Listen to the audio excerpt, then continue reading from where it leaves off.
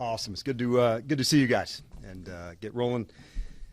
Before we do get started, I did want to acknowledge today and the history behind it being 9/11.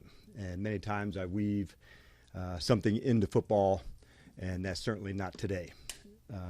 But for years I do teach on this day, and it weighs even heavier, being here in the DMV. Many of our players were actually too young to remember some of the extraordinary examples of bravery, and just a good day to remind us all, and do a little teaching on that. So what I tried to explain to them is there are heroes among us every day, and that are all around us. But how could they know? They were 1 or 2, some of them 3 years old. And so just on this day, get to teach, but it weighs even more, being here in the DMV. So just wanted to acknowledge that, and let's get the day rocking and preparation for New York.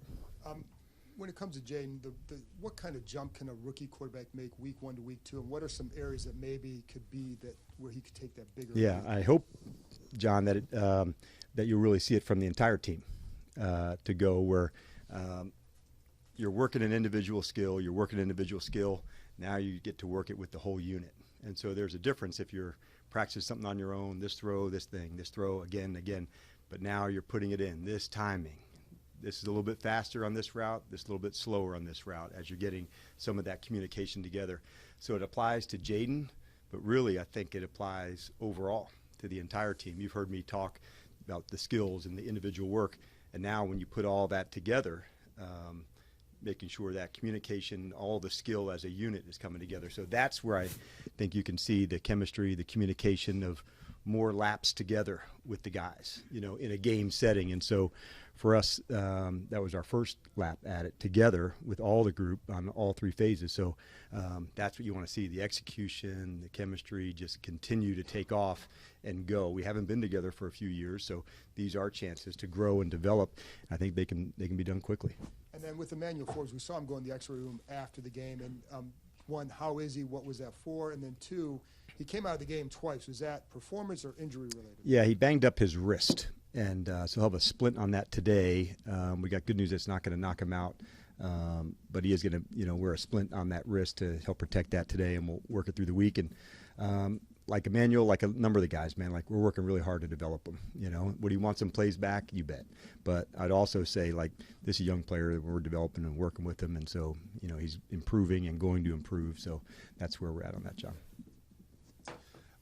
Dan, happy birthday, by the way. Thank you very much. Appreciate it. With regards to the receivers, we talked to you the other day a little bit about that, but I guess with like Luke McCaffrey in particular, how do you kind of feel that he's kind of fitting into that group? Because he obviously played, I think, the second most snaps behind Terry, and it looked like he was being used in that way all summer. So where do you kind of think he hit him and where he kind of fits in right now? I think we're seeing it go like this, and so that's why more reps and more playing time to go.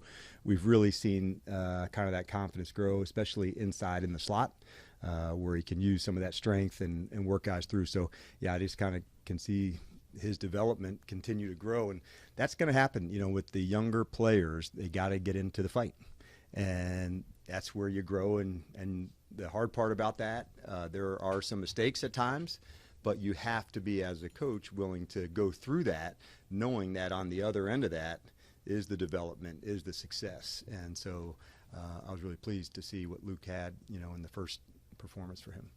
And I don't think we asked you about Noah Brown, why he was inactive. I presume maybe just because he's just been gotten here recently. Correct. But yep. Where is he? Where do you kind of see him fitting in now that you've seen sort of the other pieces from one game? How do you kind of see him fitting in moving forward? Yeah, we really see that trending in the right way. And so Noah worked really hard to kind of, offense, you can imagine all the system to get down to go, but he's worked really hard to that. So, yeah, we're definitely trending in the right space for him to get up and be ready. So he's definitely chomping at the bit, and was certainly wanting to last week as well. But best thing, let's make sure we continue that. But, yeah, he's really trending in the right direction on that, Ben. Hi, Dan. Happy birthday. Thank you very much. Johnny Newton. Yeah. What's his status, and could we maybe see him on Sunday? Yeah, you may, and I'm glad that you brought him up because when you're coming back from this, you may see him out today, but that's to set up for tomorrow. So we pushed it hard with him, conditioning that yesterday, hold today, but we wanted the padded day for him till tomorrow. And then so we're trending in the right way, much like we were talking about with Noah. We'll kind of have a better sense for when we get to Friday, but he's definitely trending in the right spot. So we're close for sure. And but I'll trust my eyes and make sure he's going through all the whole process to get ready. But he's definitely pushing it hard to get into this mix. First NFC East game of the season. You've been a part of these games. Always adds more, right? These division games, so important. You've experienced these games. What are these games like, the physicality, the intensity? There's a lot that goes into the division because you'll know both teams know each other better. When you're playing the first game, usually the matchups, who's new, who's different, what's been the same and what will be played different. The second time, what new wrinkles can you expect? But I would say, man, like to be a part of this, like what a cool honor. Like this is a strong division and has been for a history of ball. So it's really cool to be a part of it, and so to have be a part of this game, with Washington, New York, man, we're fired up. But the division, it's a really big deal, and we recognize that and talked about that today. How important is it for you to find consistency with your kicker, and then does that become more difficult or like stressful as you bring a guy in week 2?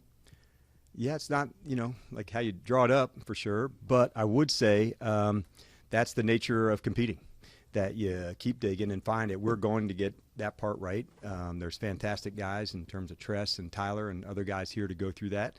But that speaks to the competitive nature of Adam and the staff to keep digging to find it. We're really pumped on Austin being here, and looking forward to getting him started today. Hey, Dan, one football, one non-football? Sure. Non-football, where were you on 9/11, and what was that day like for you? I can, that's good. Probably for the older heads in here, we can have these discussions. Because in the team meeting today, I didn't, go down that way. I said, how could you know? Like in our generation, it was maybe us not knowing about Vietnam or things when we were kids and not knowing that. So it was my first year in the NFL, and I was at San Francisco. And so my wife, Stacy, was actually back in New York. She had worked at a college called the U.S. Merchant Marine Academy, and she was back there training her replacement to come. So I remember her calling me early in the morning because it was, probably 8:20, 8:30 there, and it was, that time say turn on the TV and this is happening. And so kind of explained to the team today, 15 minutes after the first one, the next one was hit. And then I talked about, the flight from Dulles where we leave from, to go to the Pentagon, then another 30 minutes after that to Pennsylvania. And the thing I probably remember about being at it wasn't about football after that. You guys know that week was canceled, and that was the last thing on our mind. But I do remember after that how long it took for flights to go back up, and much like here where we would see flights go and you'd hear them all the time, going to Dulles. I imagine it was the same here where practice was quiet, and where the training facility was in Santa Clara in San Francisco, the same San Jose airport was really close, Dave, and I remember how quiet it was at practice and when we got back to football, the week after that. But that's where I was, and certainly remember that.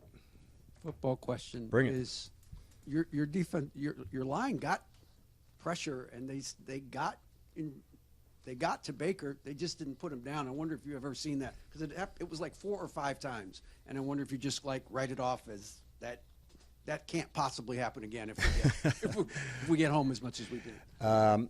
Yeah, you know what? There's always teaching with that, and the thing that you like said, if you miss tackles or you're missing sack opportunities, why? What is that? And so sometimes it's as simple as, Dave, of taking the extra step, where you're leaving your feet or lunging to go make it. Other times it may be a coordinated effort to say, were we in the right space to, try to contain him? Because the mobile quarterbacks who can extend plays, there's basically like 2 plays. The first one, and then as the person gets out of the pocket, the second one. And we'll have to do a good job of that this week, because that's definitely one of Daniel Jones' strengths as well. And so, but we do prepare for that, and going against our offense and the quarterbacks here who are mobile, get outside, we're equipped for that. But when you don't handle it, it's definitely bothersome. Coach, Sunday is the home opener. It's your first time as the coach of the Commanders at Northwest Stadium. How excited are you to get in front of fans for the first time? I'm really excited. as you're going through, like right now, it's the preparation, and so I'm leaving my excitement for that there. But internally, honestly, like I'm really fired up to do it. So we got a small taste of it a couple weeks back at the end of the preseason, and so that was, first time for us and the team, being in our locker room, coming out, and so to get a chance to do it this weekend, nothing better than starting with a division game in your home opener. So yeah, it's a really big deal and one that we're really pumped about. And coming out of the game against Tampa Bay, you highlighted your defense's third down issues. How do you address something like that during the week? Well, I think you want to go back and assess the calls first. So we call that self-scout to say, did it do what it intended to do? And then you look at the execution of something to say, sometimes a team can beat a leverage. All right, hey, they beat the call on that play, and that's acceptable. Other times, if you don't execute it how you want, that doesn't mean the call gets thrown out. It means you have to do things better. And usually when that happens, you want to make sure, streamline it to go execute it at the highest level. So that's what it is. I kind of referred to it earlier, our first lap together. So were there mistakes made? Yes. And will we improve upon those? You bet. You talked about Tell the Truth Monday. How did film session go with your team, and how did they react to what they saw? A couple things that jumped out to me, Chick. What did I see Monday, staying there extra, doing extra.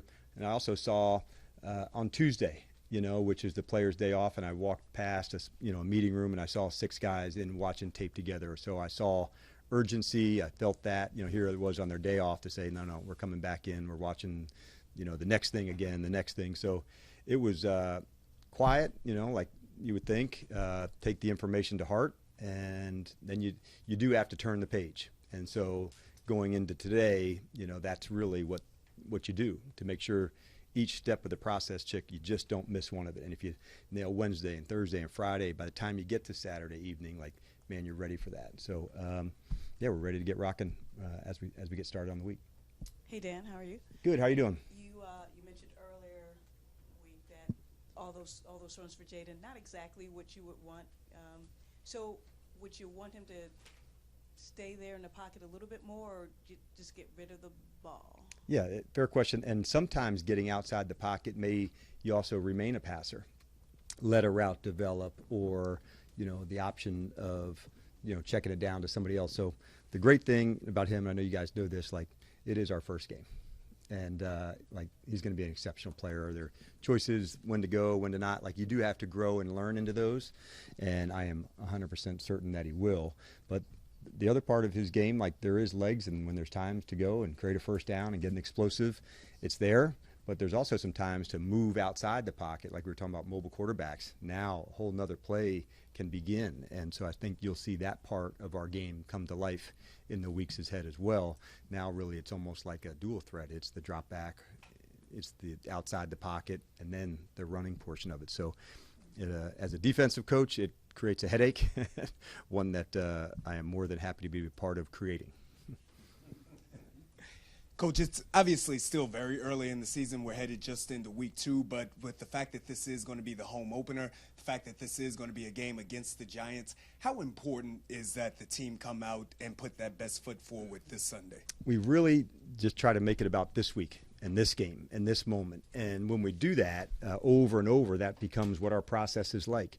The fact that it's a division game, that's a big deal. But so will the next one. So we just try to absolutely own this process, put everything we can into it, and then the results can go. But to have it at home and get started for us, it's important, but our process to get there will be similar each week. Hey, Dan, happy birthday. Thank you very much. You're welcome. You mentioned on Sunday something along the lines of, I forget the exact wording, but the struggle comes before the success. And obviously week 1, that wasn't the result. You guys it was won. A struggle, yes. You are correct. Going into week 2 here, how have the players responded to that mentality, and how do you, because obviously I know you guys have lofty expectations of where you want to take this team, so how do you make sure that they focus on week 2, but also keep in mind that bigger picture and bounce back from week 1? Yeah, I think what you want to go through is you want to make sure you're learning the lessons that are meant for you. not every play in the game was meant for every player of that lesson of what you can do. Or if I was a defensive player, owning a certain leverage on somebody, or owning my technique through the end of the play. So those things are the ones that you want to make sure that you get right. I like the fact that so much I referred to earlier, the units getting more time together, more communication. What's the man to the left of me, to the right of me? And so the best part of our team is the team, and the stronger and more reps we get together, the better we're going to play. So, but their attitude, their mindset to go attack it's been exceptional. And you've coached against Daniel Jones for a few years now. What is it about his ability to kind of create with his legs and also make throws that he's done pretty well in his career against this team particularly? The ability for the second play to begin. Oftentimes you'll see on a drop back, you'll hear us use the word like play above the 2.3, meaning the first play where a time to throw, that's a general NFL average. So when the second play begins, how do you respond? And so that, to me, is one of the things that make his game unique. He's got speed and athleticism. He remains a runner, where some QBs would go and get down or get out of bounds, and so he remains in that space and really has confidence in his running ability, which he should. But that's one of the real strong points of his game. Hi, Coach Quinn. Happy Wednesday. Happy Wednesday. Being a first, could you talk a little bit about Jamin Davis, being that last week was his first time with the hands in the dirt? What was the takeaways? What did you like about what you saw from him? Yep, and I think there was probably one of the ones I felt his speed and quickness on one of the TFLs. He came inside on a tackle, on a run play, going to the side. I also felt his urgency on special teams to go. So for him, seeing that speed and that athleticism, kind of get put into action, I thought it was a good first start for him, with his hand on the ground. There'll be some times where we'll also pull him off the ball, to use him in that way. But in the first part of, going through camp to do that, we wanted to feature him in the things he's been trained at. And so we were pleased to see him in that first lap doing that. And beyond the kicker, what did you like about the special teams overall? Did you like what they did, or what did you not like what they did? Yeah, we didn't get a lot of chances on some of the areas that you want to, so kickoff return, not a lot, punt, only one, with JC to get going. So what I knew I would like is the speed and the play style from this group. Larry's done an exceptional job of that, and so we have some very good special teams players, guys like Jeremy, who have the speed and the athleticism to make these big plays. So I'm hopeful that as the weeks go on, you're going to feel that type of speed and energy that can make big plays. And so I'm hopeful also that we get some chances to cover some kicks and return some, because we've worked hard at that. And so moving forward, I'm hopeful that those are some things that you'll see in the weeks ahead to say, man, these guys, I know they put the work in this spot, and now they get to go express all the work they've put in. Hey there, Coach, and I guess after a while we'll all have to sing happy birthday to you. No chance of that, Candy. But we've talked a lot about the wide receiver group throughout camp, and then in week one, what did you see from that group overall? A number of things, and there'll be some plays that will not show up that we didn't hit on. There'll be some plays that were close. There was a screen early in the game that our timing just wasn't quite right, Candy, in terms of the ones to go. There was a shot at the start of the second half that we just missed on. And so the more time, the more plays in the game, the better. And so I like the group. These guys are a very competitive group all the way through. And I'm also excited to add Noah into that group. I've had some experience working with Noah. I know what he's about, what he stands for. So I'm hopeful that the trajectory will continue with him to get into that. But between OZ and Luke, of course, Terry being involved, that's a big deal for us too. And for the veteran leaders on the team, how active in communication overall have they been since the loss on Sunday? I think a lot of it by action. Of what you see. First off, I was referring to what I saw Tuesday, what I saw this morning of early arrivals, early meetings, player-led. And I do like to push those guys to develop them, not just because they're leaders on the team. A lot of these guys are going to be leaders in their lives, past football. And so the leadership here, does it get put down to the team? You bet. But the more leaders we develop here, not only is it going to help our team, it's going to help them in the long run. So there are some really significant leaders here that are finding their voice, finding how to lead, and I'm going to push the hell out of that.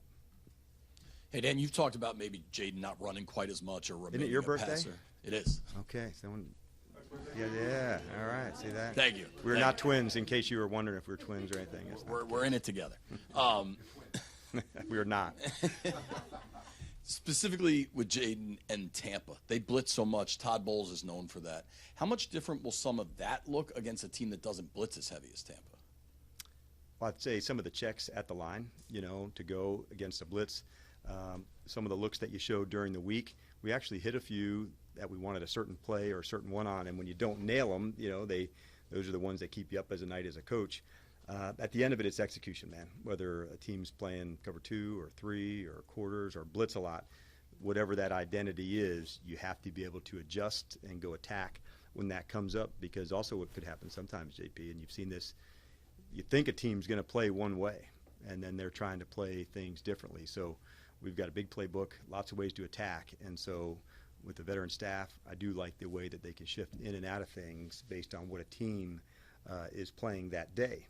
Sometimes there's changes in the plan that you have to adjust to, and we'll be ready to do that if they decide to play it in a different way. But you do have to at least look at the experience and develop the game plan based on what you know, and then if it changes, that's where you adjust. And then you've talked about accountability a lot. What is the evaluation timeline like before accountability starts to set in if guys aren't performing? Is it a week, a month, a season? I'd say definitely daily. It's like if you have a really high standard for accountability, I think you address it at the moment. You don't have to, that doesn't look good, I'm not going to say anything and hope it gets better. Not a good technique. So for us, you don't have to be a jerk to confront somebody, but you do have to do it. You have to say, this wasn't right, and this has to change, and if it doesn't, there's consequences for that.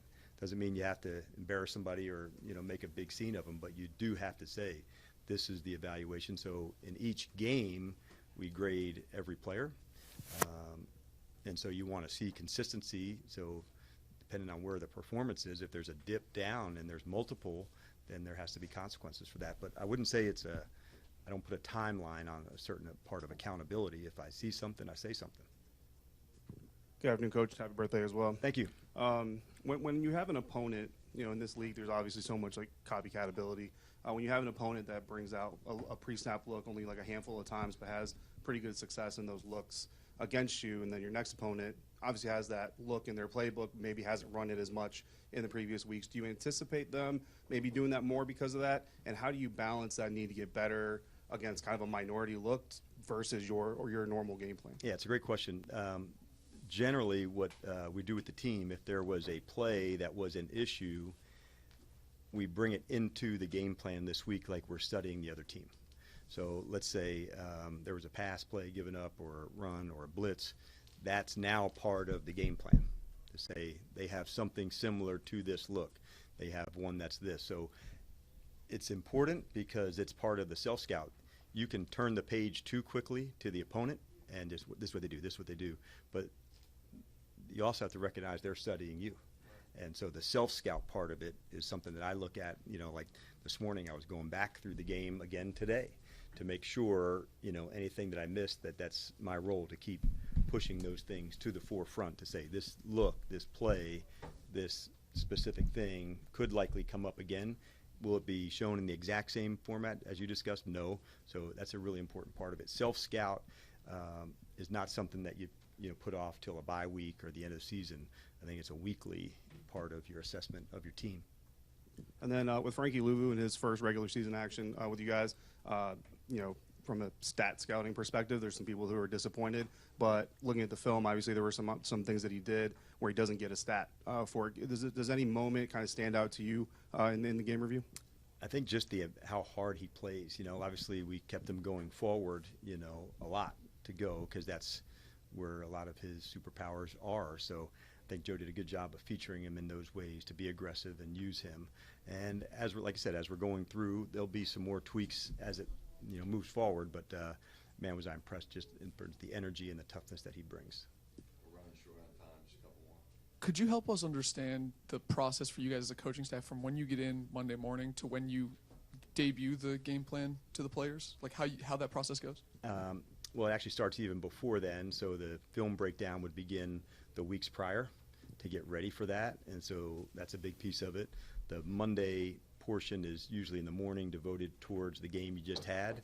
So you grade it. They meet with, the coaches meet with Adam and staff to, this is the assessment. So Adam and the scouts have a grade, the coaches do, you put it together. And then as you begin through Monday night and into Tuesday morning, some of it's individual, some would be in pods. In other words, let's say you were in charge of the blitz pickup and somebody else was in charge of, third down routes, and you start working, and then you bring those groups together and discuss them and pressure test them and go through, the game plan for that. That leads into Wednesday. So a Monday night has a portion, a Tuesday, a Wednesday, and then a Thursday. And then by the time you get to Friday, you start shifting back again into your own team's identity. So it goes into segments. So we have some specific things we put in today. The coaches will hit on that tonight, some more tomorrow, Thursday into Friday. Is there like a meeting, I don't know if it would be like Tuesday afternoon, where you say like, hey, these are the things we're going to emphasize to, or like where you guys meet as an entire coaching staff, or is it more just the Tuesday, the yep. Okay. Yep. So Tuesday evening, yep. And then I get to emphasize that with the team on Wednesdays, Thursdays, Fridays. What did you like about Austin Eckler? I know you mentioned him post game, but what really stood out to you as you went and rewatched the film? I think, honestly, like after the catch, there was a check down that went for a long one, Nikki. And the reason I bring that one up, he's got a specific way, we call it like a drop step. So as somebody may be gaining confidence, I can drop step while the ball's still in the air to gain some space and then to work around. He's very consistent. I know that's not a sexy word, but like one of the things that you can count on from him, right space, right time, like a real pro's pro. And so he and guys like Terry have a very high standard about how they play. But I thought he and Brian Robinson were two, Nikki, that on a really tough day stood out about their ability to go execute, on our team. All right. Thanks, Coach. All right. You guys have a good one. Thank you. Thank you very much. You guys have a good one.